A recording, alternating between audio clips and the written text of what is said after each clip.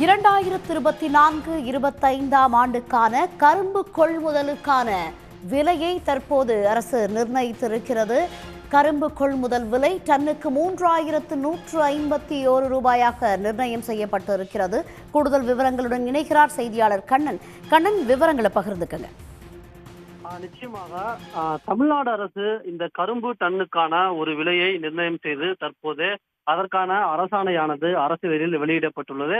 அதன்படி இந்த கரும்பு டன்னுக்கான விலையை பொறுத்தவரையில் கூட்டுறவு சர்க்கரை ஆலைகள், தனியார் சர்க்கரை ஆலைகள், அரசு சர்க்கரை ஆலைகள் என்ற அடிப்படையில் இந்த டன்னுக்கான விலையானது நிர்ணயம் செய்யப்படுகிறது.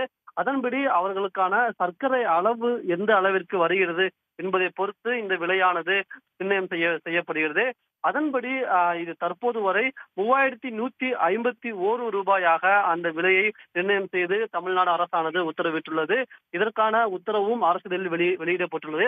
அதன்படி 9.50% அல்லது அதற்கும் குறைவான சர்க்கரை திறன் கொண்ட கரும்புக்கு 3151 ரூபாயாக நிர்ணயம் செய்யப்பட்டுள்ளது.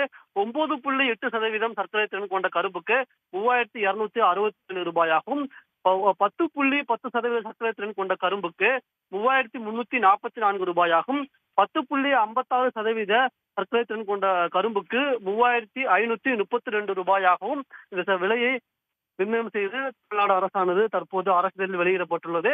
இந்த விலையானது ஒரு ஒன்றிய அரசு நிர்ணயம் செய்துள்ள விலையின் அடிப்படையில் இந்த அரசிதழானது பிறப்பிக்கப்பட்டுள்ளது. தமிழ்நாடு அரசு இதற்கு ஊக்கத்தொகையாக ஒரு தொகை வழங்கும். அதன்படி ஊக்கத்தொகை வழங்கு கூடுதல் தொகையானது விவசாயிகளுக்கு வழங்கப்படும் என்று தமிழ்நாடு அரசின் வேளாண் மற்றும் உழவர் நலத்துறை சார்பில் தெரிவிக்கப்பட்டுள்ளது.